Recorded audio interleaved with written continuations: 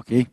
Boa noite a todos. Bem-vindos a mais uma palestra do programa Ciências às 19 horas. Como vocês sabem, essas palestras são mensais, realizadas geralmente na terça-feira de cada mês, de março a junho, de agosto a novembro, às vezes dezembro.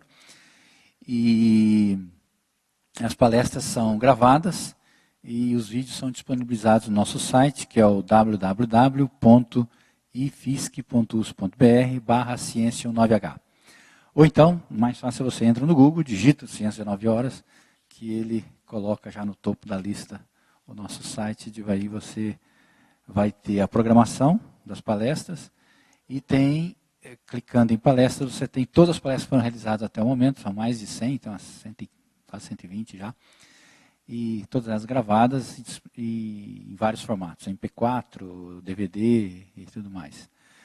As palestras também são transmitidas ao vivo pela TV por internet da USP, da IPTV USP, inclusive agora mesmo nós estamos ao vivo, e depois elas são transmitidas também pelo canal local da NET, o canal 10, né, que é a equipe do Brás, que leva a programação, e é inclusive retransmitida por demanda, ou seja, quando você quer assistir alguma coisa, liga para eles que eles passam o vídeo para vocês. Né. Ela também está no YouTube, nós temos um YouTube channel do Ciências às 19 horas, e agora a reitoria da USP está está consolidando, na verdade, as atividades de extensão da universidade, e o Ciência 9 horas foi para lá também. Então, é mais um canal para vocês assistirem o Ciências 19 horas.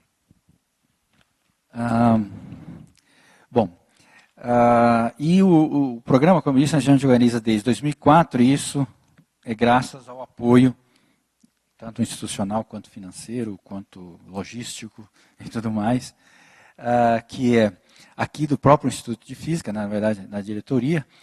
Hoje, atualmente, o diretor, o professor Tito José Moura-Gama, está aqui. Então, a gente recebe um apoio muito substancial da diretoria do IFISC. Né? Nós temos também o CEPOF, que é o Centro de Pesquisa em Ótica e Fotônica, coordenado pelo professor Wanderley Banhato, sediado aqui no IFISC, que também é um CEPID da FAPESP, que tem apoiado desde o início. Tem o INEL, que é o Instituto Nacional de Eletrônica Orgânica, coordenado pelo professor Roberto Faria, também sediado aqui no IFISC, que tem apoiado. Nós temos também dois centros, é o CERTEV, que é o Center for Research, Technology and Education in Vitreous Materials, coordenado pelo professor Edgar Zanotto, da UFSCar. Ele é sediado na UFSCar, mas tem vários professores aqui do IFISC que participam desse CEPID FAPESP. E tem o CDMF, que é o Centro de Desenvolvimento de Materiais Funcionais, coordenado pelo professor Elson Longo, do Instituto de Química da Unesp de Araraquara. E também tem vários docentes aqui do IFISC participando. Além disso, a Pró-Reitoria de Cultura e Extensão da USP tem dado um apoio para a gente. Além do IEA, com o Instituto de Estudos Avançados, USP São Carlos, que é a filial São Carlos do Instituto de Estudos Avançados da USP. E na parte de divulgação, nós temos o apoio do Projeto Contribuinte da Cultura, coordenado pela Fátima Camargo, né? A Rádio Universitária FM 102.1 MHz, né? E a Rádio UFSCar FM 95.3 MHz. Além da EPTV, que é a retransmissora da Globo aqui em São Carlos. Bom, e hoje é um grande prazer, nós temos aqui a professora Ana Maria Camargo. Ela é coordenadora do Centro de Oncologia Molecular do Instituto Sírio-Libanês de Ensino e Pesquisa. Todos que conhecem o Hospital Sírio-Libanês, que tem o Instituto Sírio-Libanês de Ensino e Pesquisa, e ela é a coordenadora do Centro de Oncologia Molecular. A professora Ana Maria, ela é formada em Ciências Biológicas pela USP, né? Ela fez o doutorado em Ciências no Instituto de Ciências Biológicas da USP também, e o pós-doutorado no Instituto Ludwig, de pesquisa sobre o câncer. Né? Ela tem uma longa carreira e experiência na área genômica e câncer. Né? Ela participou do projeto de sequenciamento do genoma do Xylella fastidiosa, o famoso projeto de genoma da FAPESP, foi o primeiro sequenciamento, na verdade, todos se lembram do sucesso que foi. E na continuação, o projeto Genoma do Câncer Humano, né? E ela participa também da Rede Nacional de Sequenciamento de Genomas Bacterianos. Okay. A professora Ana Maria também é membro da Academia de Ciências do Estado de São Paulo. Ela tem vários prêmios, eu vou citar apenas 3 aqui, mas tem vários prêmios que ela já recebeu. O Mérito Científico e Tecnológico do Estado de São Paulo. O Prêmio Moinho Santista de Jovem Cientista na área de genética. Né? E o Prêmio Jovem Cientista da Third World Academy of Science, que é o TWAS, né? Que é sediado lá na Europa, em Trieste, na Itália. Okay? Bom, então, é um grande prazer termos aqui a professora Ana Maria falando sobre medicina personalizada em oncologia. Muito obrigado.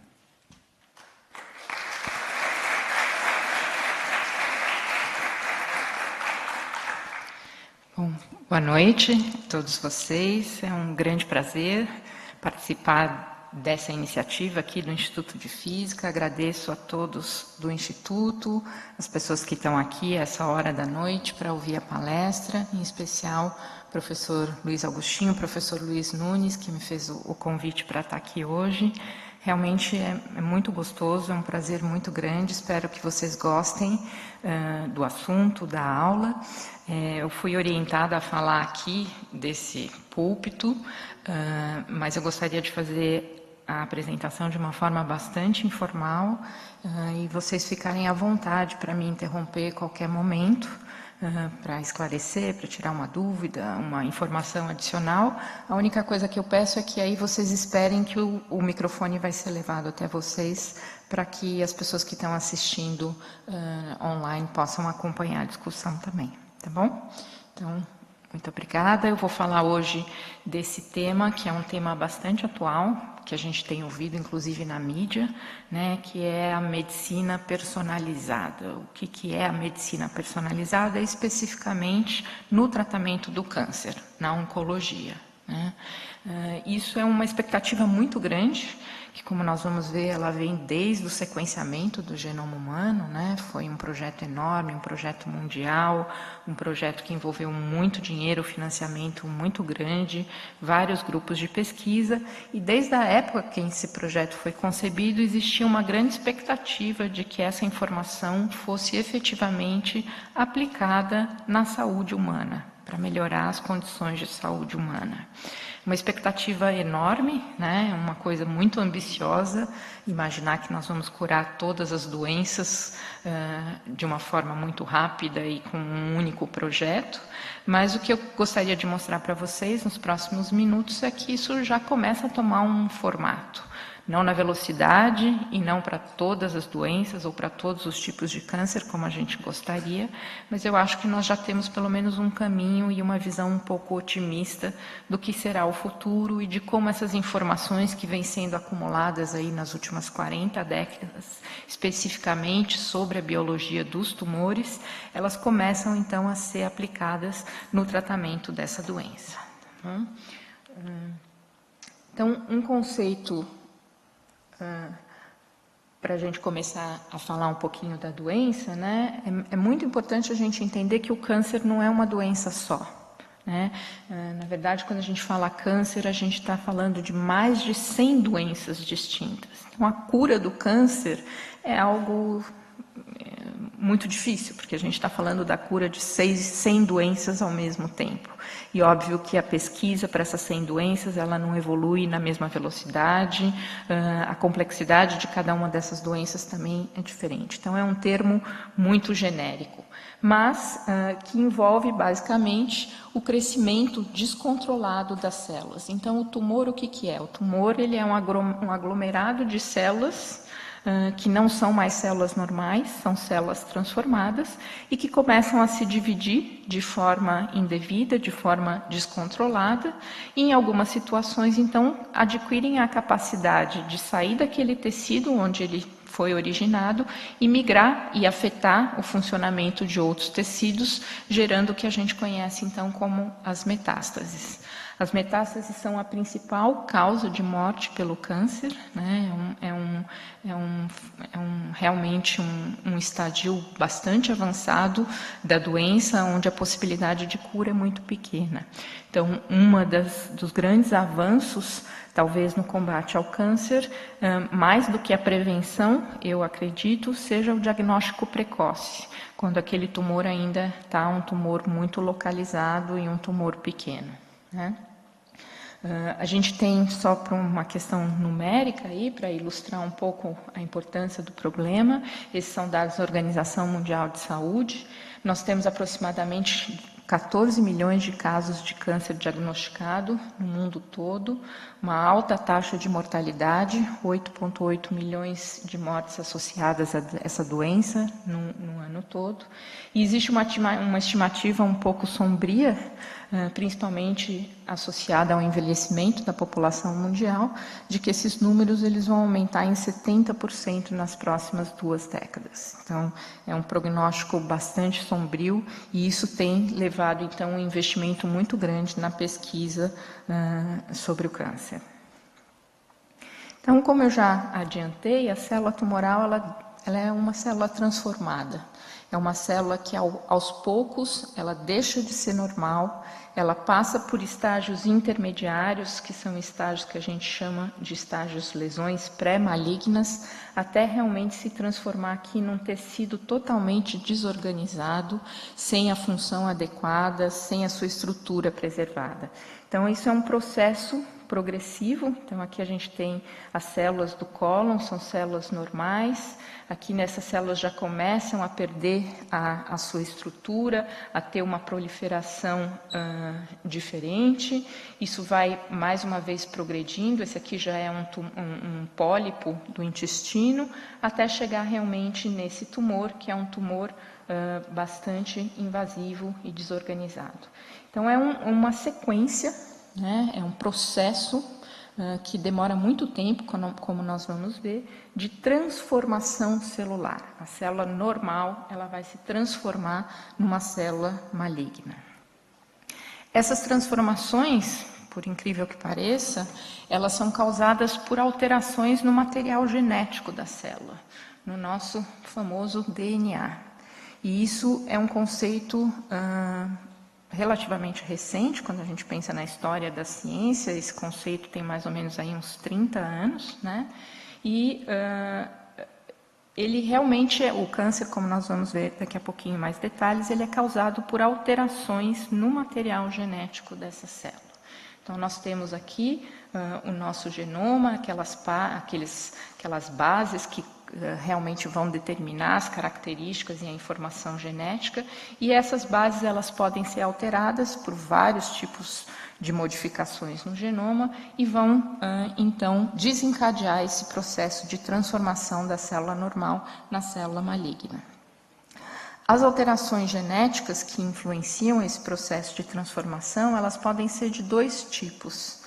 E é muito importante a gente entender a diferença entre esses 2 tipos.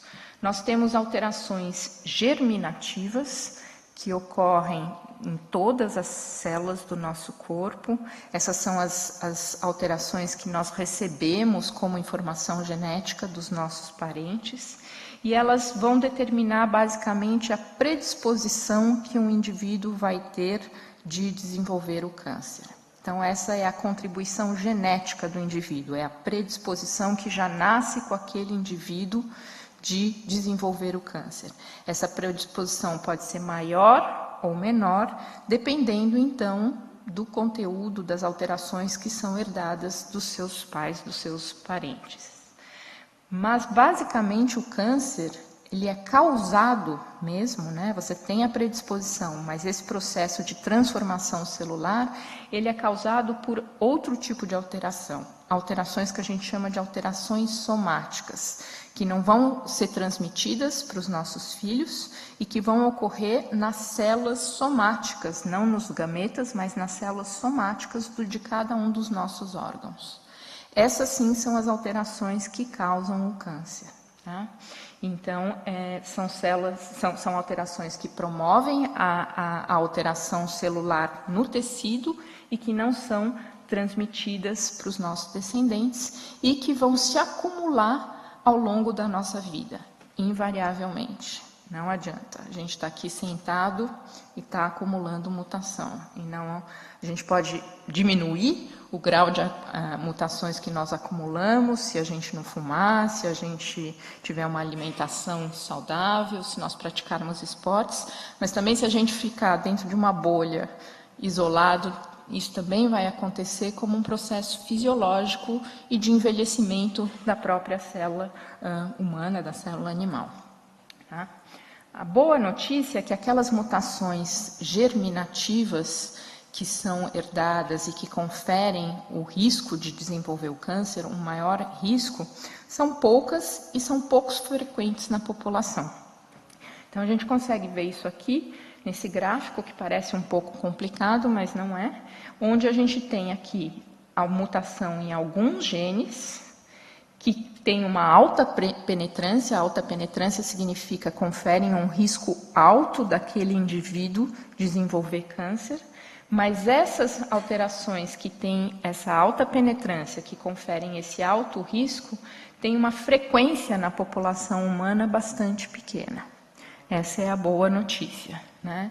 Então, a gente vai ver que os cânceres com um padrão hereditário, que são herdados, que afetam vários indivíduos da mesma família, eles são casos raros. Na verdade, 5% dos tumores a gente diz que tem essa herança familiar.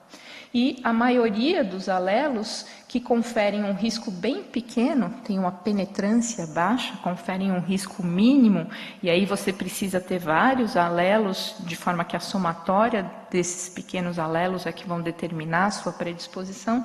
Esse sim tem uma frequência na população que é uma frequência maior. Tá?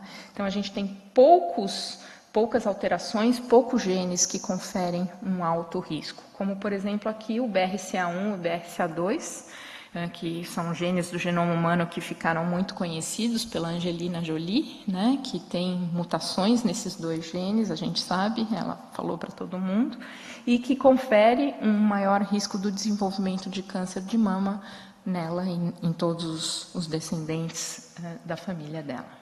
Né? Mas, como eu disse,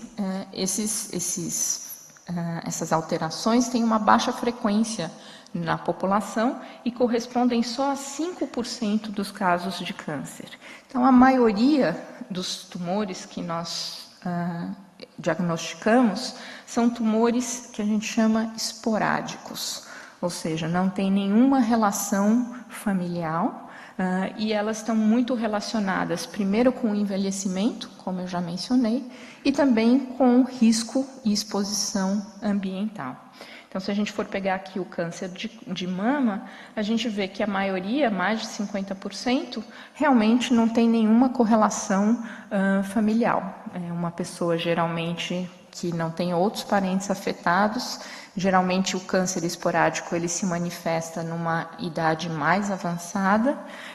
Em contrapartida, os cânceres de padrão familiar são, obviamente, como o nome já diz, são aqueles tumores que têm um padrão dentro da mesma família, com vários indivíduos afetados, e geralmente esses indivíduos acabam manifestando a doença numa idade mais jovem, por volta de 30 anos. Então, são dois padrões muito diferentes. Então, a maioria dos tumores que nós conhecemos, diagnosticamos, são tumores esporádicos.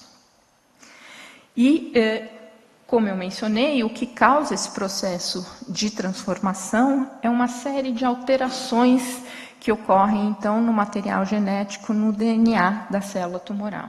Então, essa é uma figura muito bonita, é uma metodologia usada para visualizar os cromossomos da nossa célula, é um cariótipo molecular todo colorido. E o que a gente vê aqui é que o genoma da célula tumoral, basicamente, é um genoma completamente defeituoso. Né? Então, esse aqui é um genoma de uma linhagem celular. Isso aqui, tudo em amarelinho, seriam cromossomos número 1. Né? Lembrando que uma célula normal, nós somos todos diploides, uma célula normal deveria ter 2 cromossomos amarelinhos, essa célula aqui tem pelo menos uns 6 cromossomos número 1.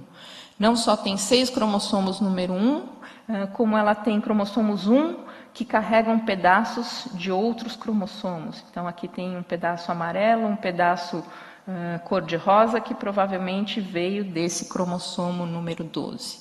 Então, o genoma da célula tumoral realmente é um genoma defeituoso, totalmente alterado, com um número grande de alterações, que podem ser desde alterações grandes como essa, com um cromossomo inteiro a mais, um cromossomo inteiro a menos, como mutações de uma única base, de uma única sequência, de uma única letrinha no DNA, também é passível de causar câncer. Então, o que se tem feito nos últimos anos é tentar entender todas essas alterações que ocorrem no genoma da célula tumoral, para que a gente possa entender esse processo de transformação de uma forma mais clara, mais precisa e, de certa forma, então, interferir com esse processo de transformação e com a doença, né, com a história da doença. Então, essas transformações, principalmente as somáticas, como eu mencionei para vocês, elas vão ocorrer nas células dos nossos tecidos. Então, um dia, na célula do intestino, uma dessas células, por acaso, por chance, adquiriu uma dessas mutações. Essa célula mutada, eventualmente, ela pode ter uma vantagem proliferativa de sobrevivência em relação às suas células vizinhas por causa dessa mutação. Isso vai desencadear, então, um processo de seleção natural daquela célula que está mais adaptada, que é capaz de proliferar mais rápido, frente às demais células do tecido, num mecanismo que é muito semelhante ao mecanismo de evolução das espécies proposto por Darwin.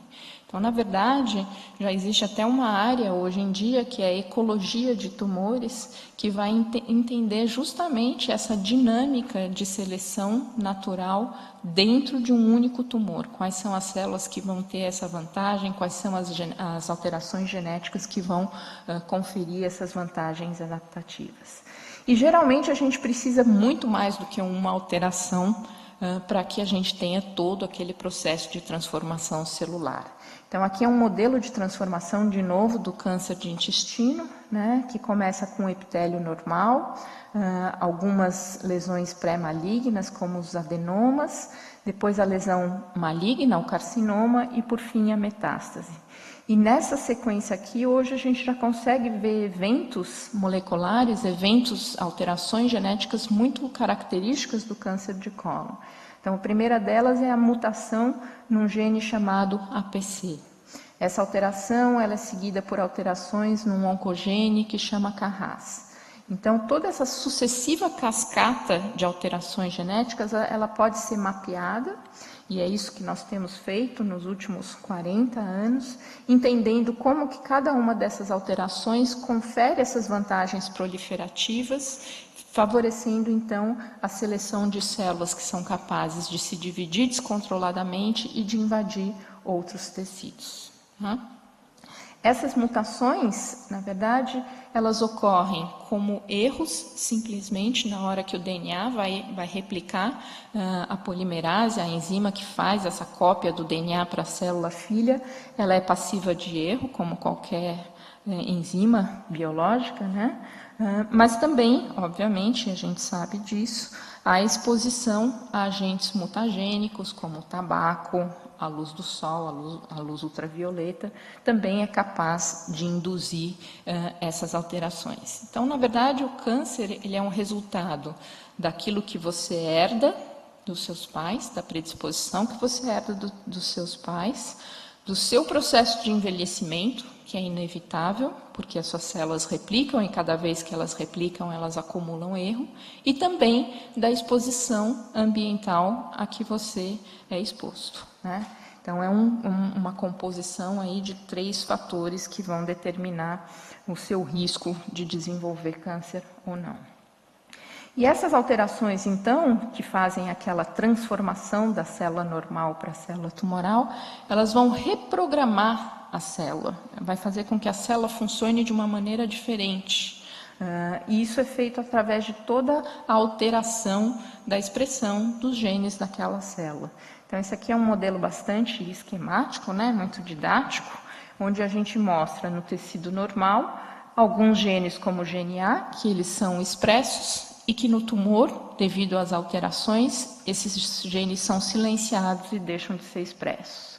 Temos o inverso desse caso, genes que passam a ser expressos na célula tumoral de forma aberrante. E temos também genes que não têm uma alteração na expressão desse gene, mas tem uma alteração genética que vai, por exemplo, mudar a conformação de uma proteína e vai fazer ou com que essa proteína perda a sua função ou ganhe uma função completamente nova da função da proteína selvagem, da proteína sem a mutação. Tá? E todas essas mutações, então, elas vão fazendo com que a célula tumoral adquira uma série de características que são características intrínsecas e que foram muito bem mapeadas ao longo desses últimos 40 anos. Essa aqui é a primeira versão dessas características, que eram apenas 6 características quando a primeira proposta foi lançada. Hoje nós já temos mais de 10 características. Mas basicamente é aquilo que nós já sabemos de uma célula tumoral. É uma célula que ela é insensível a fatores anticrescimento, então é uma célula que realmente prolifera independente da presença de sinais proliferativos e antiproliferativos, ela simplesmente ignora o meio ambiente onde ela está e ela divide a hora que ela quer e como ela quer. Né? Ela é uma célula bastante resistente à morte celular. Toda célula do nosso organismo ela tem um ciclo de vida, né? Ela morre para esse tecido ser regenerado por células novas. A célula tumoral não, é uma célula extremamente resistente à morte. É uma célula capaz, então, de se dividir indefinidamente, de invadir os tecidos, como eu já mencionei, e mais do que isso também, de formar novos vasos sanguíneos para garantir a alimentação daquele tumor. Então, é capaz de fazer o que a gente chama de angiogênese, a produção de novos vasos sanguíneos e vasos linfáticos para sustentar o crescimento daquela massa tumoral. E hoje em dia, então, já temos a versão 2 de tudo isso. Sabemos que o tumor ele é capaz de interagir com o sistema imune, então ele é capaz de suprimir o sistema imune do paciente com câncer, ele é capaz de usar a inflamação de alguns tecidos como uma atividade de promover o crescimento dele, ele tem uma instabilidade genética que a gente já viu aqui, um genoma totalmente defeituoso, e também existem uma série de alterações no metabolismo da célula tumoral que permitem com que essa célula, então, se divida muito rapidamente. Né? Então, a síntese proteica é alterada, metabolismo de várias biomoléculas também é alterado na célula tumoral.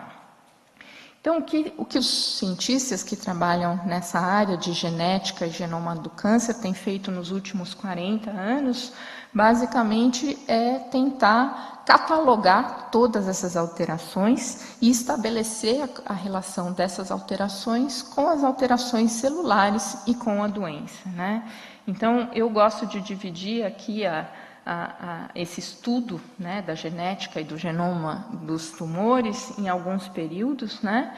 E isso, como vocês vão ver aqui, obviamente vai evoluindo muito paralelamente à capacidade, ao desenvolvimento tecnológico. Né? Então, em 1914, quando foi feita a primeira associação do câncer com alteração genética, o único recurso que nós tínhamos era o microscópio. Então, foi um cientista, Boveri, ele olhando células de leucemia no microscópio, ele começou a ver que existia um cromossomo sempre mutado nas células leucêmicas, uma translocação de 2 cromossomos muito frequentes.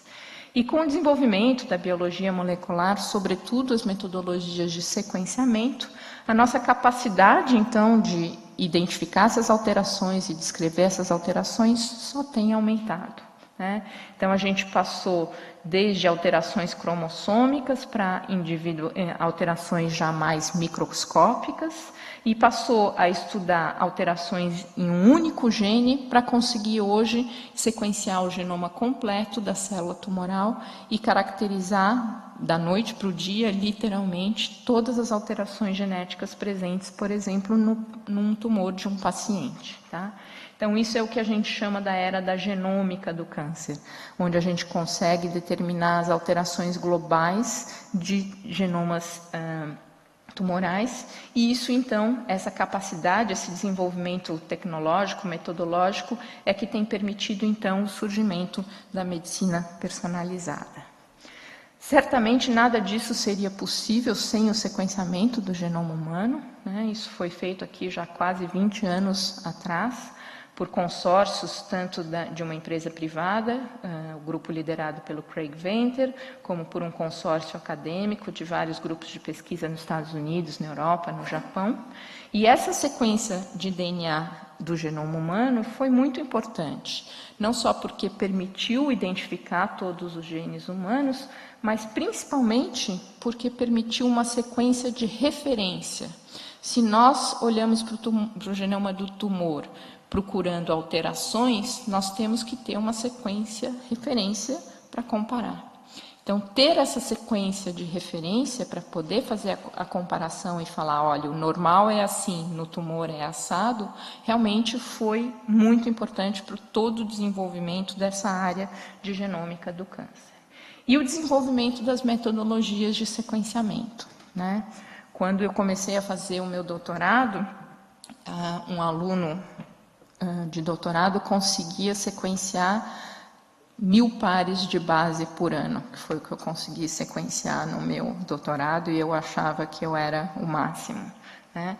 Mas com a evolução da metodologia de sequenciamento, hoje o meu aluno de doutorado consegue sequenciar um genoma inteiro, os 3 bilhões de pares de base do genoma humano. Então, existem, não vou entrar em detalhes, uma série de plataformas de sequenciamento hoje, muito modernas, equipamentos bastante caros, mas que permitiram o que está ilustrado nesse gráfico aqui. Uma redução significativa no custo do sequenciamento. Então, em 2000, a gente gastou 3 bilhões de dólares para sequenciar um único genoma humano, e isso demorou 10 anos, né? E hoje em dia, esse mesmo genoma, ele pode ser sequenciado por $1000 só, da noite para o dia, literalmente, nessas máquinas, tá? E isso permitiu com que do ano de 2000, onde a gente tinha um único genoma humano de uma única pessoa sequenciada, para hoje nós temos mais de 70 mil genomas de diferentes pessoas sequenciadas no mundo inteiro. Então, foi um avanço metodológico muito importante, e todas essas plataformas aqui, Illumina, Ion Torrent, são todas máquinas que permitem um volume muito grande de sequenciamento num custo relativamente baixo, são comumente chamadas de sequenciamento de última geração ou de próxima geração, tá? Então, isso permitiu que as pessoas simplesmente começassem a sequenciar loucamente genomas tumorais. Esses aqui foram os primeiros trabalhos mostrando sequenciamento de um genoma tumoral de mama, um sequenciamento de pulmão, de melanoma, enfim, começaram grupos individuais, não mais grandes consórcios, mas grupos individuais agora conseguiam dominar a metodologia para sequenciar o genoma tumoral. Inclusive nós mesmos, para vocês terem uma ideia de como realmente essa metodologia ficou acessível. Esse aqui foi um genoma de uma célula tumoral de câncer de mama que nós sequenciamos aqui no Brasil, tá? No comecinho de 2010 a gente começou o projeto, e em 2011 o artigo saiu publicado. Então, uma série de genomas tem sido sequenciado por vários grupos. Existe esse consórcio bastante grande que chama The Cancer Genome Atlas. É um consórcio de vários grupos, financiado basicamente pelo NIH, para sequenciar milhares de tumores de 12 tipos específicos de câncer, que são os tipos mais frequentes na população humana. Isso tem gerado um volume de dados muito grande, são todos dados públicos que são disponibilizados, e a gente pode analisar esses dados, baixar localmente esses dados e fazer os nossos próprios experimentos em sílico. A bioinformática está aí para isso, é uma uma carreira bastante promissora e basicamente um laboratório que trabalha com genômica do câncer tem que ter um grupo de bioinformática associado. Então, a gente tem, por exemplo, hoje, mais de 600 mil alterações genéticas que ocorrem nesses 12 tipos de tumores aqui. Então, a gente tem desde leucemia, câncer de mama, de ovário, de rim, câncer do sistema nervoso central, pulmão. A gente consegue, então, já ter uma visão completa das alterações genéticas que promovem a gênese desses tumores. Mas, ok, para que todo esse esforço, né? Para que a gente quer realmente saber e catalogar todas essas alterações, né? E eu acho que esse aqui talvez seja o slide que mais resume a minha apresentação, né? Por isso que ele está todo animado, assim, para vocês prestarem bastante atenção nesse slide. Então, as alterações genéticas, por que a gente é tão compulsivo assim? Por que a gente acorda de manhã pensando nas alterações genéticas que tem no tumor daquele paciente? Porque como qualquer característica genética, elas vão determinar o comportamento daquele tumor, né? A gente tem olhos azuis ou escuros porque a gente tem genes para olhos azuis ou escuros, né? Os tumores, eles vão ser mais agressivos ou menos agressivos, eles vão responder melhor ou pior à terapia, também por causa dessas características genéticas que ele tem. Tá? Então, essas alterações genéticas que estão presentes no genoma tumoral vão determinar as características daquele tumor. E, portanto, elas podem ser utilizadas, por exemplo, para predizer a agressividade da doença. Se ela vai ser uma doença mais agressiva, se é uma doença que vai precisar de um tratamento mais pesado, ou se ela vai ser uma doença mais indolente, mais benigna, que simplesmente uma cirurgia para remoção do tumor vai resolver o problema daquela pessoa. Da mesma forma, essas alterações genéticas, elas podem ser utilizadas para predizer o tratamento, ou seja, essa pessoa eu vou tratar com tal droga e isso vai funcionar, ou isso não vai funcionar. Então, essas, de novo, são as alterações genéticas do tumor que vão determinar a resposta ao tratamento. E mais importante do que isso também, se é que tem como ser mais importante do que isso, elas são específicas da célula tumoral. Elas não estão presentes na célula normal daquele indivíduo, nas células normais daquele indivíduo. E por serem específicas das células tumorais, elas são um proxy. E esse proxy pode ser utilizado para a detecção indireta das células tumorais. A detecção de um tumor hoje é muito feita através de exames de imagem. Só que a resolução desses exames de imagem permite a detecção de tumores de um certo tamanho, mais ou menos 1 centímetro, um pouco menos do que 1 centímetro, né? Mas se você buscar uma alteração genética naquele tecido, você tem metodologias muito sensíveis, mais sensíveis que as metodologias de imagem, que vão permitir você detectar aquela célula maligna, aquela célula que tem a alteração genética. Então, essas alterações também podem ser utilizadas para fins de diagnóstico, para detecção indireta e mais sensível e específica da célula tumoral. E também para o desenvolvimento das drogas, né? A gente sabe que a quimio e a radioterapia são drogas de uma ação bastante ampla, que vão interferir basicamente com a divisão celular. E além das células tumorais, a gente tem outras células normais que se dividem no nosso organismo. E a quimio e a radioterapia acabam afetando essas células normais e a gente tem os conhecidos efeitos colaterais do tratamento do câncer, que vão desde a perda de cabelo, a diarreia, até imunossupressão, que são efeitos colaterais bastante indesejáveis. Tá? Então, só para contextualizar mais ou menos, então, como que a gente já está vivendo isso na prática, para dizer que isso não é um futuro, né? Um futuro muito distante. Nós hoje, por exemplo, através de um teste genético, para tumores de mama. É um teste em que a gente simplesmente faz a análise de expressão de alguns genes que estão envolvidos basicamente com a invasão da célula, com a invasão celular.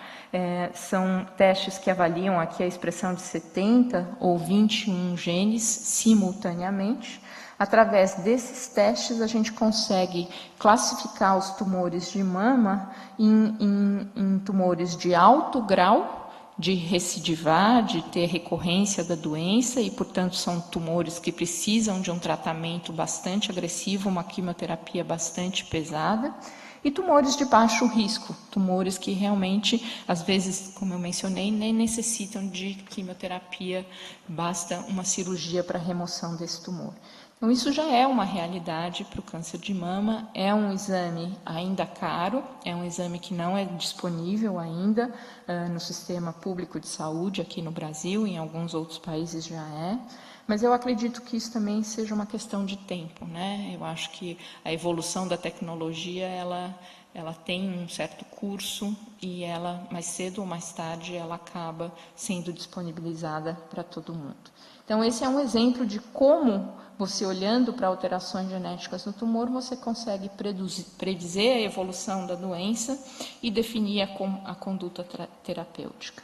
Outro exemplo é aquele exemplo, então, em que a alteração genética vai determinar a suscetibilidade ou a resistência a um determinado tratamento. Então, existe uma droga bastante utilizada, na verdade mais de uma, utilizada em câncer de cólon metastático, que é um anticorpo, na verdade, monoclonal, aqui tem um anticorpo, que vai bloquear a atividade de um receptor de crescimento que está ativado nessa célula e que faz com que essa célula se divide de forma descontrolada. Então, o que acontece? Se você trata células com esse anticorpo, mas essa célula tem uma mutação numa proteína downstream dessa cascata, esse anticorpo não vai funcionar, porque a ativação não está a nível da membrana, é uma ativação que já está na cascata citoplasmática lá para baixo. Então, para tratar os pacientes com este anticorpo, você tem que fazer um teste genético para saber se ele tem essa mutação no Carras, que é essa mutação aqui downstream, e se ele tiver essa mutação, ele não pode ser tratado com essa droga, porque a droga não vai funcionar. Então, aqui é um exemplo de como uma alteração genética define a resposta ao tratamento. Em outras situações, então, a gente tem aquele método indireto de usar a alteração genética para ver se o tumor, por exemplo, está respondendo. Então, a gente consegue quantificar aqui a alteração genética, esse é um exemplo em leucemia. Então, antes de começar o tratamento, a gente consegue quantificar a presença de células mutadas nesse indivíduo.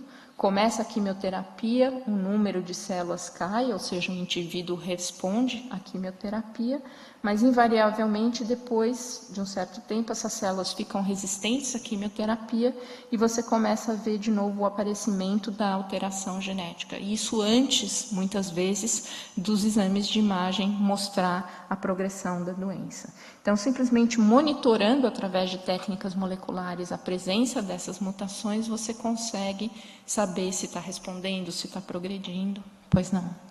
Isso, você coleta o material do paciente. No caso aqui, como são células leucêmicas, você coleta o sangue do paciente e consegue monitorar a presença dessas células tumorais indiretamente através da detecção da mutação. Tá, mas aqui, quando é leucemia, está no sangue, então a coisa está realmente espalhada. Quando você está lá em câncer de intestino, quando você está em câncer de mama, você, de alguma maneira, precisa chegar na célula que tenha a metástase, né, que tenha o problema. E é aí que eu te pergunto, a imagem ainda é o que guia? Sim, né? sim. A imagem ainda é o que guia, certamente. Ainda mais para a maioria dos tipos de câncer, que alguns a gente nem conhece quais são as alterações genéticas que estão, aquilo que eu disse no começo, né? A gente tem mais de 100 doenças diferentes. Mas o tumor, ele ajuda um pouco, porque mesmo o tumor sólido, ele vai liberar moléculas de DNA na circulação. E aí você consegue, através de uma metodologia que tem sido bastante debatida e que já está começando a ser usada na clínica, que são as biópsias líquidas, detectar esses fragmentos de DNA que são liberados pelo tumor sólido através de um exame de sangue também, como é feito na leucemia. Nossa, super bacana. Tá? E, certamente, como eu mencionei, essas alterações acabam virando também o calcanhar de Aquiles da célula tumoral, né? Então, conhecendo essas alterações que são específicas da célula tumoral, a gente consegue desenvolver drogas direcionadas que vão atuar simplesmente naquelas células que têm aquela alteração genética. Isso já é uma realidade, isso talvez não seja realidade para todos os tipos de câncer, mas certamente é, por exemplo, para o câncer de mama aqui, mais um exemplo. Essa aqui foi a primeira droga-alvo que foi aprovada pelo FDA em 1998. É uma droga, um anticorpo monoclonal, também utilizado para o tratamento do câncer de mama e que faz uma grande diferença na sobrevida dos pacientes. Essa aqui, para quem não está familiarizado, é uma curva de sobrevida, onde a gente tem em azul os pacientes que são tratados com a droga e em vermelhinho os pacientes que não são tratados com essa droga. E a gente vê aqui, né, um decréscimo bastante grande, acentuado, na porcentagem de sobrevida dos pacientes ao longo do tempo, aqui no eixo X, dos pacientes que não são tratados em relação aos que são tratados, né? Então, essas drogas realmente têm revolucionado o tratamento de alguns tipos de tumores, infelizmente. Infelizmente, a gente não tem droga o suficiente ainda para todos os tipos de tumor, e o desenvolvimento de novas drogas talvez seja o grande gargalo atual no tratamento do câncer, porque desenvolver uma droga dessa existe aí um investimento muito grande, primeiro em pesquisa, depois em desenvolvimento e teste dessa droga, que muitas vezes não consegue ser financiado pelas agências, pelas indústrias farmacêuticas, né? Então, terapia direcionada ou terapia-alvo é esse conceito novo, que já faz parte da medicina personalizada, que é uma terapia, uma droga que vai atuar contra um alvo molecular bastante específico. Ela é, portanto, bastante sofisticada, moderna, elaborada, né? Tem uma base científica absurda para a gente conseguir desenvolver esse tipo de medicamento. Ela é mais precisa, menos efeito colateral e mais eficaz. Então, hoje a gente tem, além da rádio, da cirurgia e da quimioterapia, a gente conta agora, então, com essas novas drogas para o tratamento do câncer, tá? E a ideia, então, da terapia direcionada fica muito bem ilustrada nessa comparação aqui, né? A gente teria aqui a quimioterapia atuando como uma bomba nuclear que vai destruir célula tumoral e tudo mais que tiver em volta, né? Contra aqui já um míssil que tem um certo direcionamento e que vai exatamente no alvo, que seria, então, o conceito da terapia direcionada. E graças ao conhecimento que a gente acumulou de todas aquelas 10 características que a gente mencionou no início da aula, a gente tem drogas hoje no mercado sendo testadas ou já sendo usadas para interferir com cada uma daquelas características que a célula tumoral vai adquirindo durante o processo de transformação. Então, hoje, muito na moda aqui, estava na Folha de São Paulo essa semana, a imunoterapia contra o câncer, né? São drogas que estimulam o sistema imune do paciente com o câncer a combater o seu próprio tumor. São drogas muito caras, ainda de um acesso bastante limitado.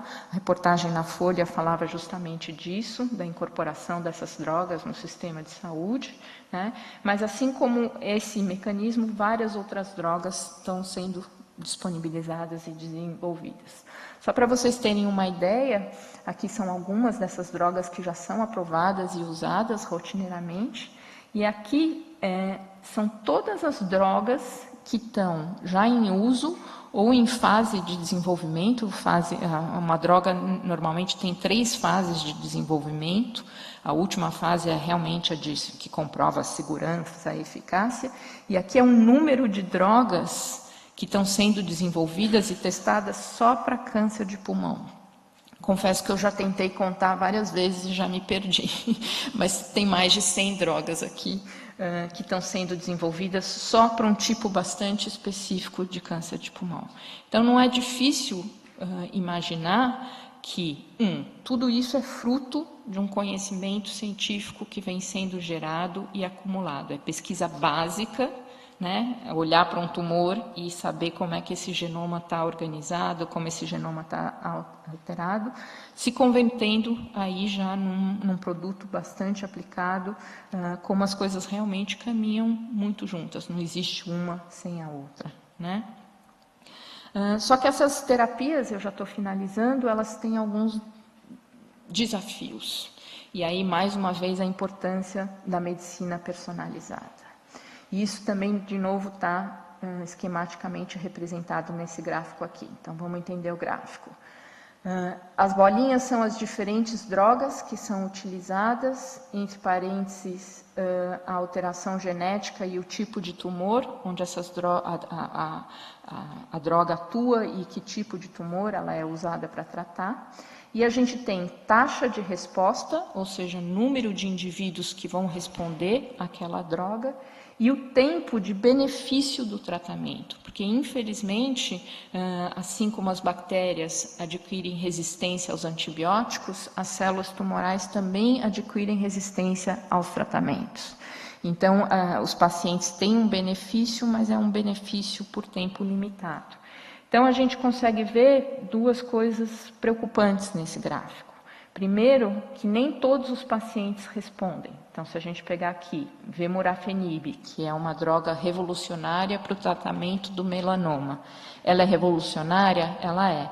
Ela tem uma taxa de resposta muito boa? Sim, mas só para 40%, pouquinho mais de 40% dos pacientes. Os outros 60% dos pacientes não se beneficiam dessa droga. Então, a taxa de resposta a essas terapias direcionadas, ela é muito variável, não é todo mundo que se beneficia dessas terapias. E o tempo também que os pacientes se beneficiam dessas drogas é também muito variável e, obviamente, muito curto, né? Então, nós temos aqui a maioria das drogas funcionando não mais do que 2 anos. E depois que os pacientes são tratados, eles eventualmente progridem a doença. Então, esses são os grandes desafios atuais da terapia direcionada, que converte basicamente em 2 pilares da medicina personalizada. Que é, primeiro, identificar dentre aquela população de pacientes, quais são os que realmente vão se beneficiar daquela droga. São drogas muito caras e, além do benefício da saúde, tem toda uma questão do custo econômico desse tratamento. Então, a gente realmente precisa identificar os pacientes que vão se beneficiar, até para viabilizar a implantação desses tratamentos no sistema público de saúde. E depois, o grande desafio é identificar o paciente que se beneficia, vamos monitorar muito de perto esse paciente para que a gente consiga detectar a resistência ao tratamento de forma bastante precoce. E, em alguns casos, nós já temos até outros tratamentos para propor uma segunda, terceira, quarta linha de tratamento para aquele paciente, de forma que a doença ela vai se tornando uma doença até crônica. Né?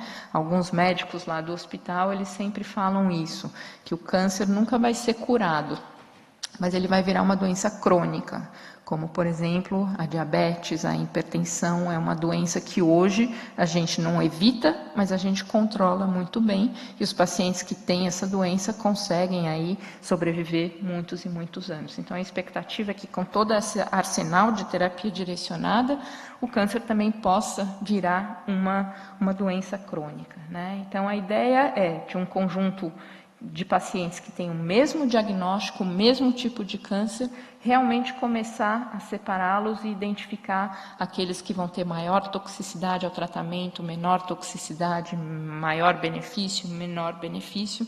E tudo isso, então, é feito através de testes genéticos, né? Obviamente, de novo, isso não é para todo tipo de tumor, isso não é para todo tipo de droga, mas o conceito, basicamente, é, a partir do tecido, ou talvez agora do sangue, a gente consegue fazer o perfil molecular da doença daquele indivíduo, de forma que a gente consiga identificar as alterações genéticas e indicar a droga mais eficaz para aquele paciente, tá? Então, isso já é uma realidade, de novo, para alguns tipos de tumores, e um dos grandes pilares da medicina personalizada em oncologia. Esse aqui é um painel de genes, são mais ou menos 400 genes. Nós temos isso já disponível lá no nosso hospital, no Sírio-Libanês. Esse aqui, por um acaso, é um painel semelhante, que é disponibilizado por uma indústria nos Estados Unidos, por uma empresa nos Estados Unidos.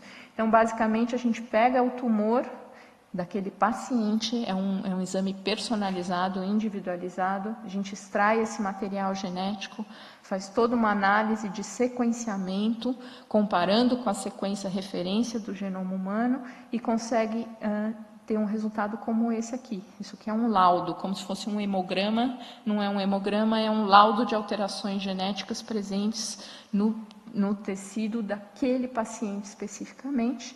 E a gente vê, então, que essa mutação no gene EGFR, ele vai ser sensível já a tal droga, e ele já diz se você tem ensaio clínico para essa droga ou não.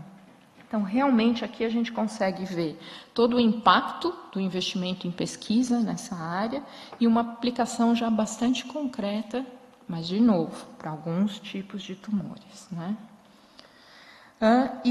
Obviamente, o outro pilar é o monitoramento da resposta ao tratamento. Então, como eu adiantei para a colega ali, o tumor ele é capaz de liberar alguns desses fragmentos de DNA mutado, de DNA alterado na nossa circulação, e através de exames de sangue e de técnicas moleculares, a gente consegue, então, detectar a presença dessas mutações que conferem resistência, tá?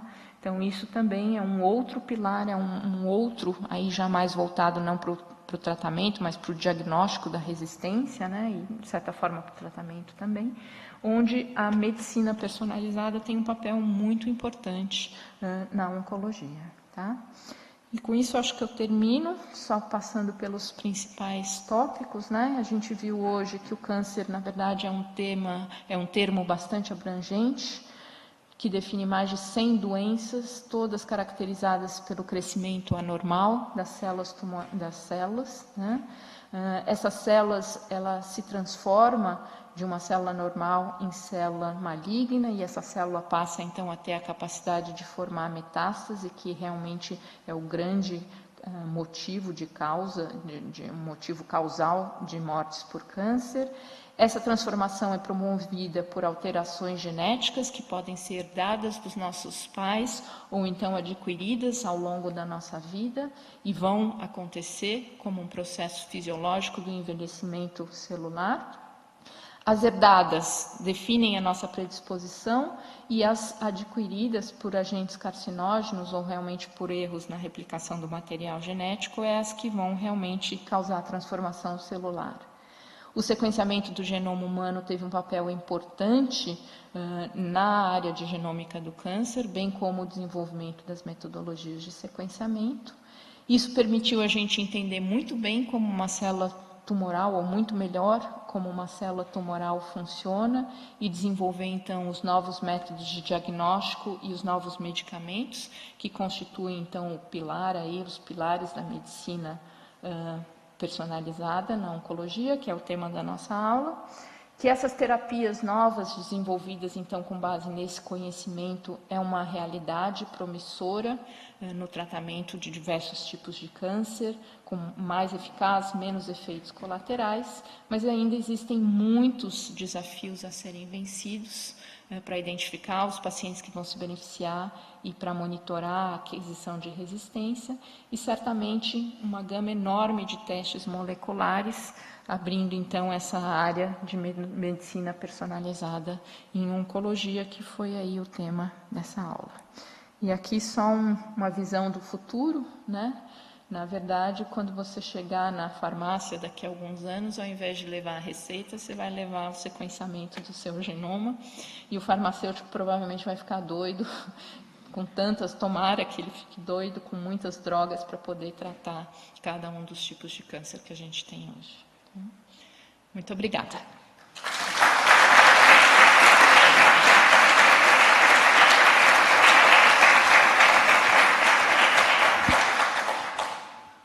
Ok. Então agora abrimos para perguntas, comentários. Sim. Eu queria saber até que ponto, geralmente, no desenvolvimento do câncer, a radioterapia é mais eficaz que o tratamento com droga. Tipo, digo na questão de resistência. Você tratar o paciente com radioterapia causa menor resistência do tumor do que você tratar ele com droga, por exemplo. Não, você tem também resistência à radioterapia. A gente tem um projeto que analisa isso, por exemplo, em tumores de reto. Na verdade, o que vai determinar o uso da radioterapia é a localização do tumor e o tamanho do tumor. Se ele for um tumor fixo, por exemplo, no cérebro, e um tumor pequeno, ele pode ser irradiado, porque ele é fixo, você pode fazer todo uma programação da incidência da radiação no lugar correto, né? E é um tumor pequeno, então você não vai afetar grande parte do cérebro. Mas, por exemplo, um tumor de intestino, o intestino é um órgão totalmente flexível, né? Ele está solto ali na nossa cavidade abdominal. Então, você não tem como fazer um planejamento de radioterapia para aquele tumor. Porque num dia ele está num lugar, no outro dia você comeu uma feijoada e ele vai estar no outro lugar. Então, o que determina, na verdade, a rádio é a localização e o tamanho do tumor, a área que precisa ser irradiada. Mas existem também mecanismos de resistência à radiação também. Tá? Eu queria saber, assim, qual que é o impacto da pesquisa que é feita no país hoje, em câncer, assim, no mundo científico, né? Que a gente vê que ao longo aí dos últimos anos teve um grande apoio das agências de fomento à pesquisa nessa área no país. E por tudo o que você mostra, isso tudo é muito caro, né? Envolve grupos e equipes multiprofissionais, né? Grandes laboratórios, e isso custa muito para o sistema público também, tanto público como privado. Então, assim, eu queria saber sobre isso, tanto em termos de ciência básica, como se nós temos empresas, né? E aí tem os projetos PIPs, enfim, muitas coisas, se nós já temos empresas que desenvolvem essa tecnologia no país. Então, aí a gente precisa separar, né? A gente tem as empresas de diagnóstico que vão muito bem, e nós já temos várias empresas que oferecem esses testes genéticos, e isso realmente tem sido transferido de uma forma bastante acelerada, mas infelizmente ainda em termos de desenvolvimento de drogas, a gente ainda é muito deficitário, não só em câncer, mas como em qualquer outra área da saúde, né? Não em termos de descoberta de novos alvos. Eu acho que os pesquisadores da nossa pesquisa básica fazem um trabalho muito bom. Nós temos alvos muito promissores. Mas todo o processo de transferência, principalmente de desenvolvimento de droga, as empresas farmacêuticas brasileiras ainda não estão muito preparadas, até porque realmente o desenvolvimento de uma droga para câncer, ele demora 20 anos e o investimento é enorme. E, na verdade, ele não pode, é inviável de fazer isso no setor acadêmico, né? Isso tem que ser realmente o papel de uma empresa farmacêutica. Os ensaios clínicos são muito caros, né? Então, essa parte...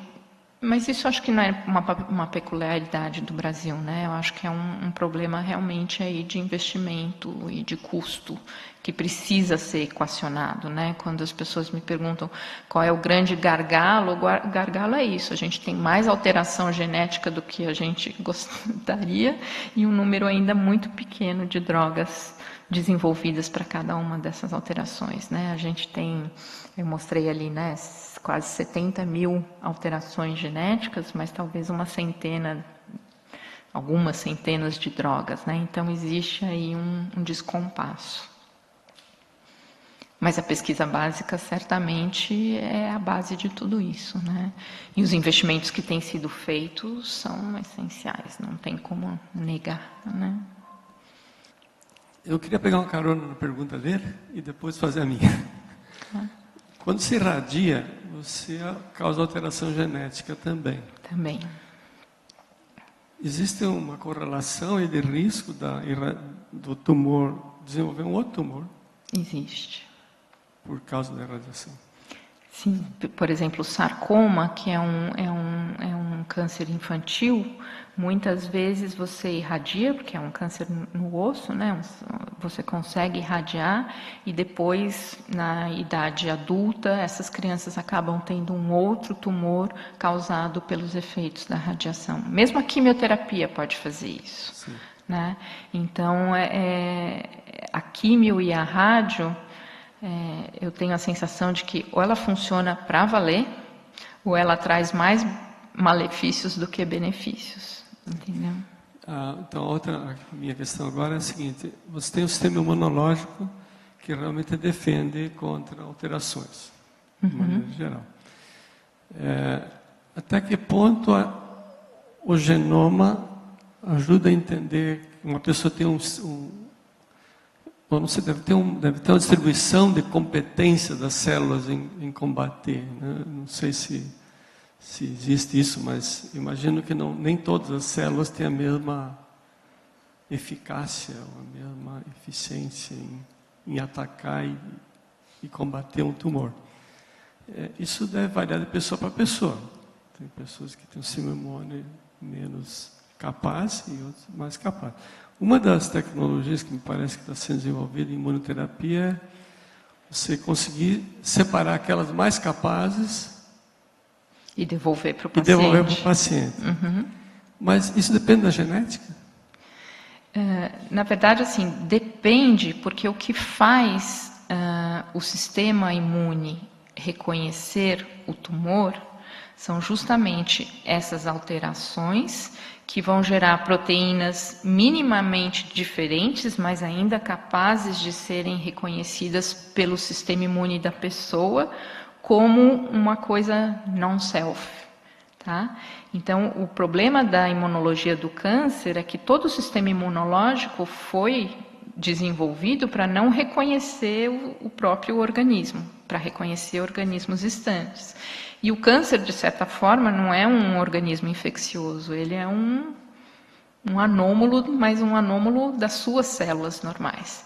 Mas essas pequenas alterações genéticas são capazes de criar proteínas minimamente diferentes das normais, criando o que a gente chama de neoepítopos.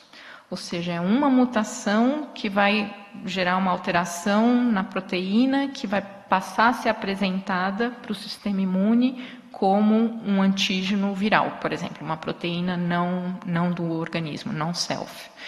E aí o sistema imune pode reconhecer. Então, por exemplo, para a imunoterapia, tem alguns trabalhos mostrando que quanto mais mutações você tem no genoma da célula tumoral, maior a chance de você ter esses neoantígenos e melhor a sua resposta à imunoterapia. Então, de certa forma, sim, as alterações genéticas modulam essa interação do tumor com o sistema imune. E também existem alterações genéticas que ocorrem no tumor que fazem com que esse tumor module todo o microambiente do tumor. Então, as células que acabam infiltrando dentro do tumor, as células do sistema imune que acabam entrando dentro do tumor, de certa forma, elas são bloqueadas.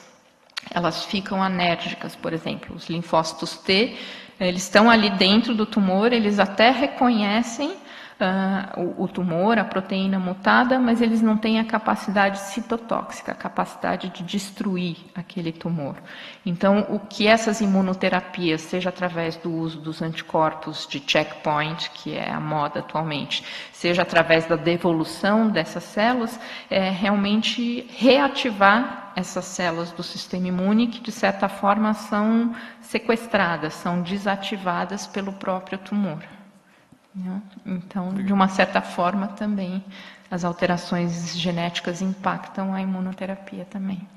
Parabéns e obrigado pela apresentação. Obrigada. Foi muito... Eu tenho uma pergunta meio ingênua. Costuma-se dizer que uma única célula cancerosa pode causar, maligna, pode causar um estrago enorme. Em que circunstâncias o sistema imune poderia intervir nesse processo? Pensando como físico, todo processo tem uma certa criticalidade, tem que ter um certo tamanho para que ele possa progredir. Se ele for pequeno o suficiente, ele pode se dissolver, nesse caso seria ataque do sistema imune. Há alguma resposta a essa questão? Existe uma linha de pesquisa linda, maravilhosa, que fala sobre o ciclo imunológico no câncer. Então, ele é basicamente dividido em 3 fases. Uma fase em que o sistema imune consegue, sim, destruir aquela célula tumoral. Então, a gente acredita, essa fase é a fase que a gente chama de imunovigilância. Então, estaria aparecendo células tumorais aqui no meu corpo, a cada dia, e o meu sistema imune, durante essa fase de imunovigilância, ele seria capaz de matar aquela célula tumoral. Mas com o passar do tempo e com a ação do próprio tumor, a gente sai dessa fase de imunovigilância para uma fase de equilíbrio, onde, de uma certa forma, o tumor, a célula única ali, começa a evadir o sistema imune e entra numa fase de equilíbrio. Então, existe uma criticalidade. Existe.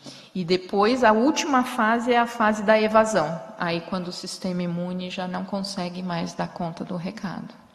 E isso é uma linha de pesquisa muito bonita. O diretor do instituto onde eu trabalhei foi uma das pessoas que foi pioneiro em mostrar que isso existe. Imunovigilância, equilíbrio e principalmente o escape.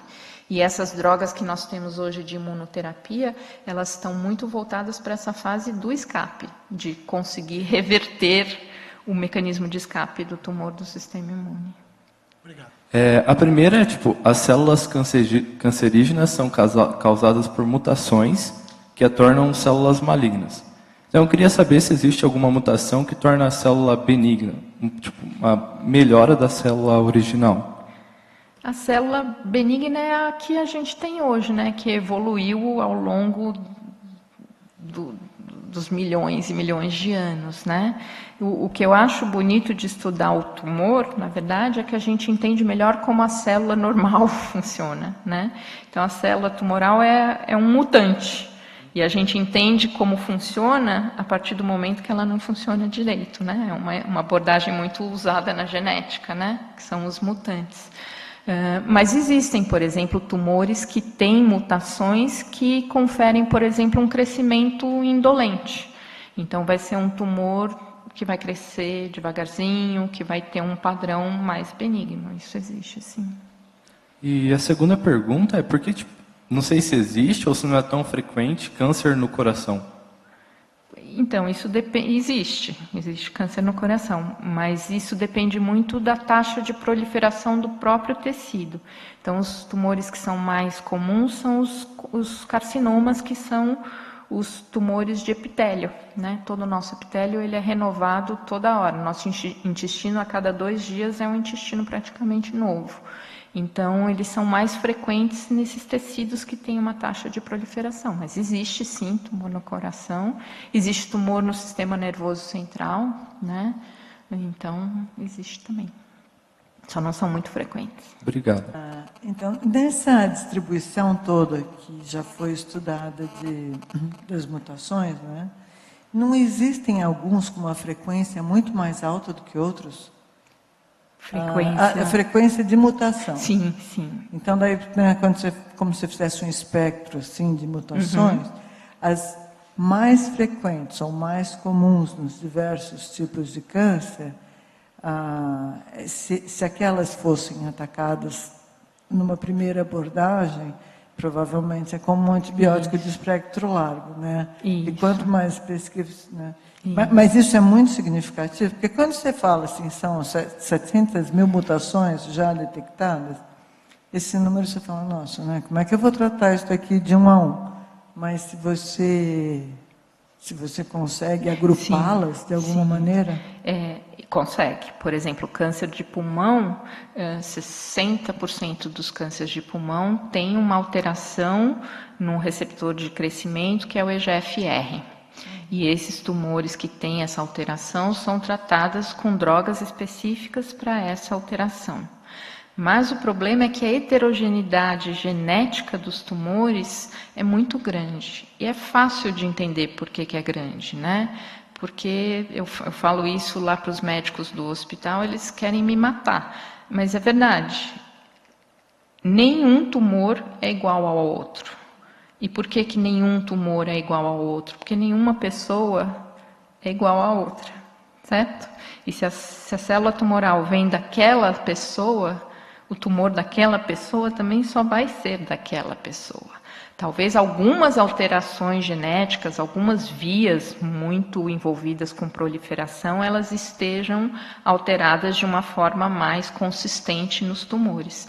Mas, por princípio, cada tumor vai ter o seu conjunto único de alterações genéticas.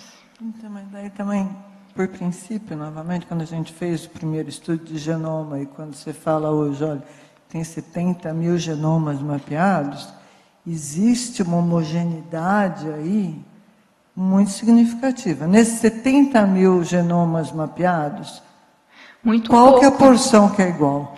Por exemplo, o gene que é mais frequentemente mutado em tumores é o P53. E ele só está mutado em 45, 50% dos tumores. Esse é o mais. Infelizmente, ainda não tem uma droga contra ele, porque ele é uma proteína que perde a função. Não é uma proteína que ganha uma função. A minha segunda pergunta é o seguinte: se a gente fala assim, ó, né, fumar causa, leva a tem uma malignidade, o dano ou a mutação causada pela molécula de tabaco ou qualquer já está mapeado, você entendeu? A causa e o efeito nesses casos, você fala assim, radiação também é perigoso, né? Mas é perigoso lá na ligação 10... Sim, do tabaco, sim. Ele induz uma mudança de base muito específica. E se você pega câncer de pulmão, de fumante e não fumante, e você faz a comparação das alterações genéticas, elas são muito distintas. Nossa. Porque já se sabe... E para a radiação também tem isso? A radiação, ela causa quebra de daí é mais também. Geral, né? Eu não sei se eu tenho aqui, eu acho que eu não tenho. Mas tem um artigo muito bonito que ele mostra justamente, ele vai sequenciando, por exemplo, o câncer de bexiga, que tem, por exemplo, o tabaco, mas tem também a bebida, câncer de esôfago. Eles fez o sequenciamento de tipos de tumores onde os carcinógenos envolvidos já eram bem conhecidos. Então, melanoma com a luz solar, o câncer de pulmão com tabaco, bexiga com a bebida. E aí ele viu que existem padrões de alterações genéticas específicas para esses carcinógenos. E isso, assim, comprovou o efeito causal dessas substâncias, de forma que nenhuma empresa de tabaco pode dizer que tabaco não causa câncer. Muito bacana. Meus parabéns. Obrigada. Na verdade, minha fala vem de encontro com algumas coisas que você acabou de trazer, mas só para não perder o embalo, eu vou falar. Você trouxe algumas coisas de bastante especificidade com relação a cada indivíduo, a cada tumor, né, a cada tipo de resposta. E eu estava pensando, na verdade você trouxe isso também, essa questão da...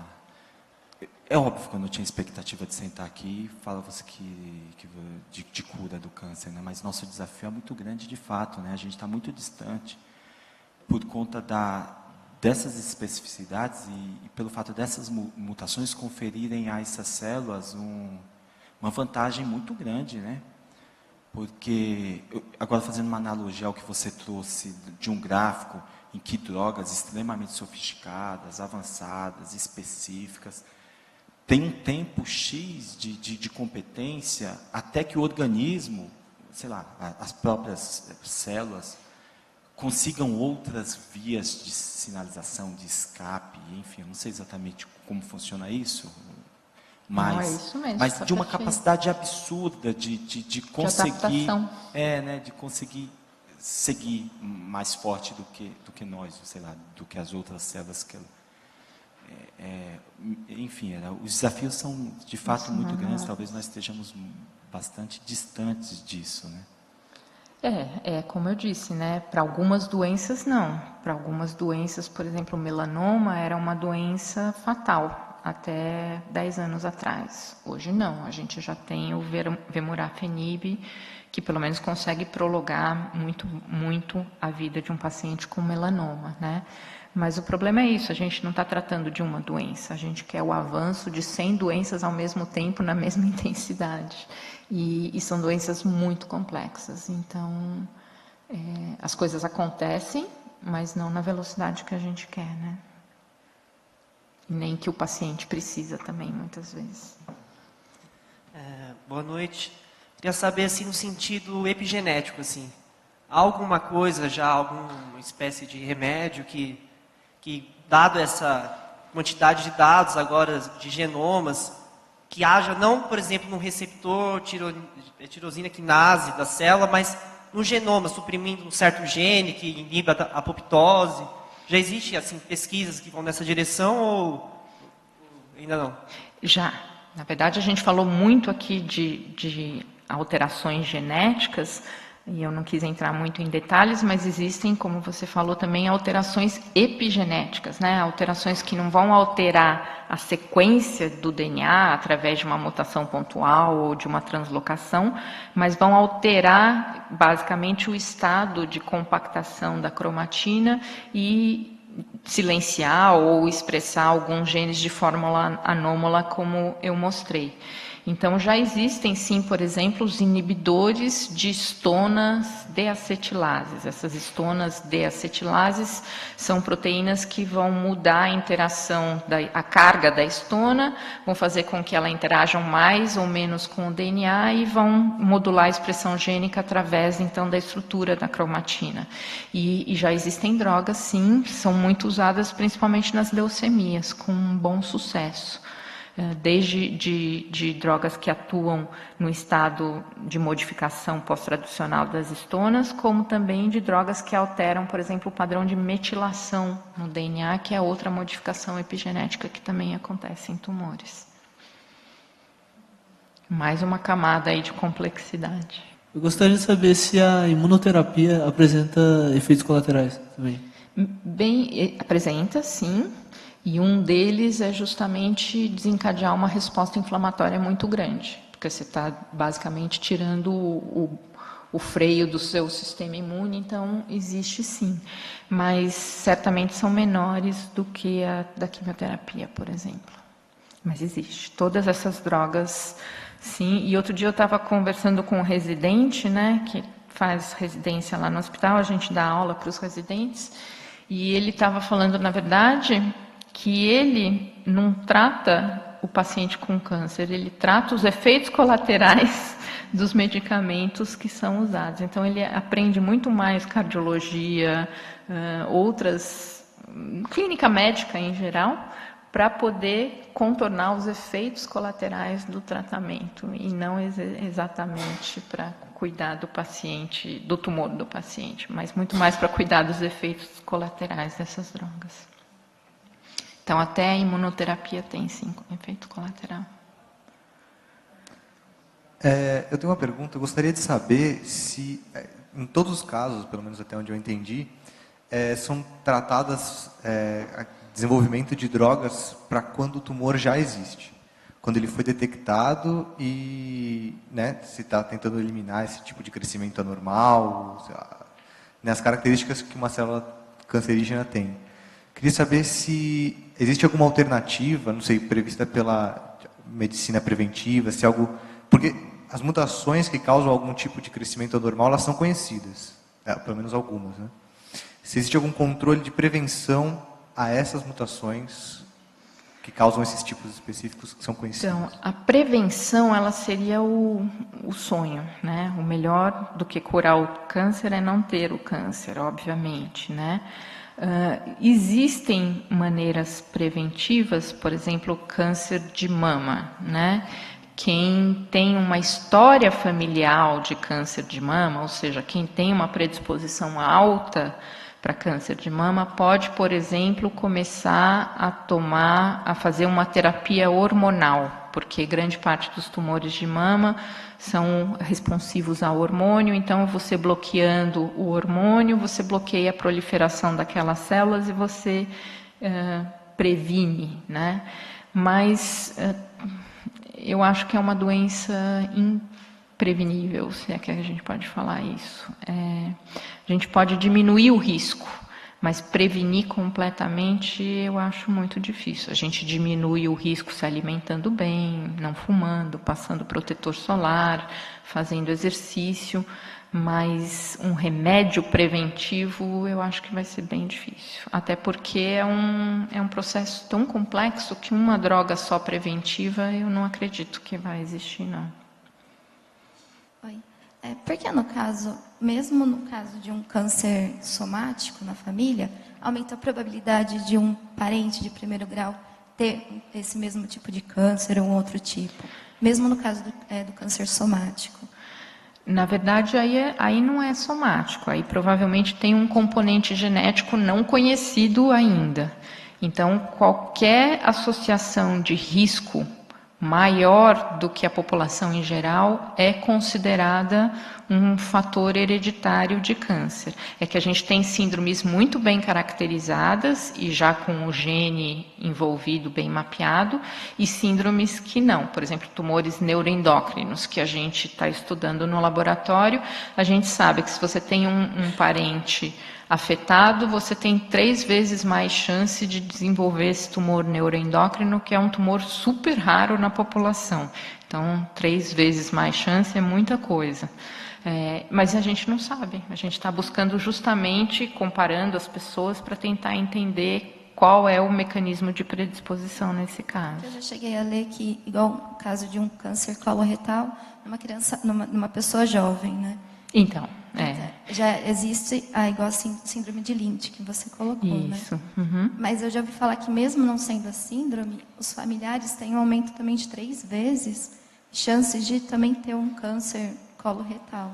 Aí vai depender também do ambiente, né? Porque pessoas da mesma família também podem ter um risco aumentado, não só pela genética, mas pela exposição ambiental. E aí fica uma complexidade bastante difícil. Por isso que os critérios para a gente dizer que é um câncer hereditário, eles são critérios bastante rigorosos. Então, você tem que ter, em alguns casos, isso varia também de tumor para tumor, mas, por exemplo, você tem que ter 3 indivíduos de primeiro grau afetados com tumores manifestados em pessoas abaixo de 40 anos. Então, cada síndrome hereditária tem um critério de classificação e definição muito rigoroso, justamente porque muitas vezes o risco ambiental é sempre dividido pelas pessoas da mesma família que moram junto e tudo mais, né? Eu acho que tem muito a ver a pergunta, só para eu entender um pouquinho melhor com a minha com as 2 últimas que foram feitas. A primeira pergunta você comentou que 5% tem essa relação, de todas as doenças tem essa relação mais forte com a hereditariedade, né? Tem algum número dentro desses 5% com relação de parentesco, por exemplo, de primeiro grau, de chances que seus filhos, por exemplo, tenham também alguma doença relacionada aos câncer, às doenças dos pais? E pode. Tá só complementando com a segunda você falou de medicina personalizada.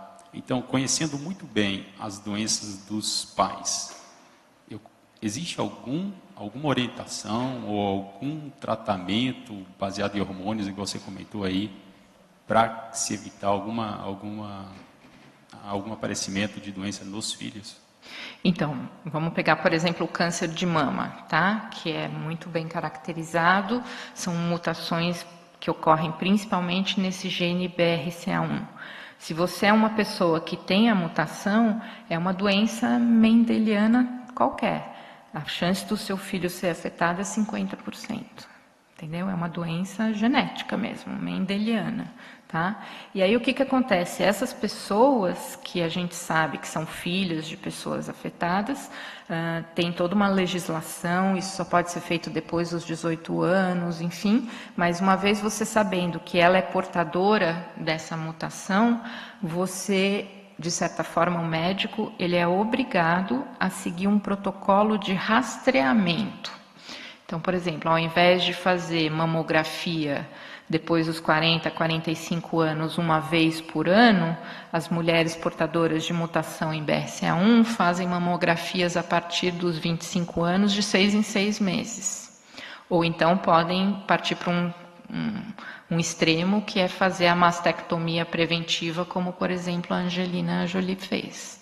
Então, você tem chance, sim, e dependendo do padrão de herança, é uma doença genética, como a hemofilia, como outras doenças genéticas, e você tem principalmente um plano de rastreamento, que aí a gente entra naquilo que eu falei, né? Difícil prevenir, mas é possível detectar de uma forma bem precoce, onde as chances de cura são bem grandes. Uma das principais características de uma neoplasia, acho que é essa neovascularização, né, que estava no...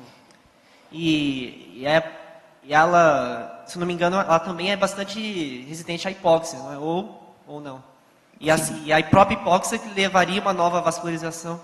Então eu queria saber como que essas novas pesquisas, essas novas drogas lidam com essa supressão da angiogênese. Na verdade, são drogas anti-angiogênicas, né? Então, você tem, por exemplo, um fator de crescimento, que é o fator de crescimento endotelial, né? Do endotélio vascular, e você tem uma droga que inibe, então, a proliferação dessas células. Hoje em dia, a empolgação com esse tipo de droga, com os anti-angiogênicos, diminuiu um pouco.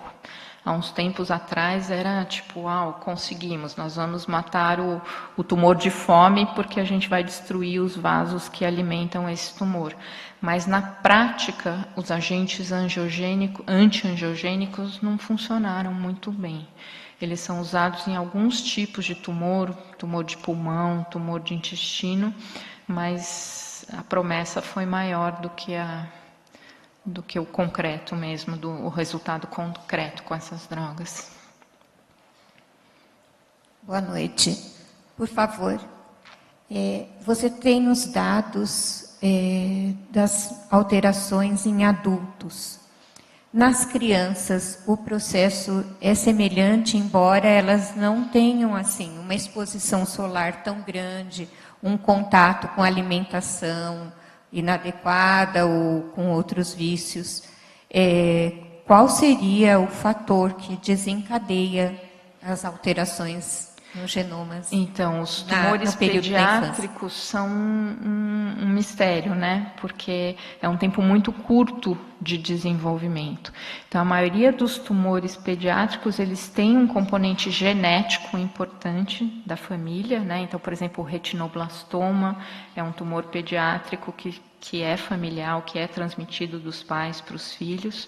Algumas leucemias estão associadas, na verdade, com a exposição da mãe aos agentes, né? E grande parte dos tumores de crianças são tumores da linhagem germinativa, ou seja, a criança, na verdade, já nasceu com algumas alterações que aceleram esse processo de acúmulo. Mas os tumores pediátricos são muito interessantes e, infelizmente, muito pouco estudados do ponto de vista de genética. Ana Maria, por tudo que você falou, fica evidente que tem muitos desafios ainda a serem superados.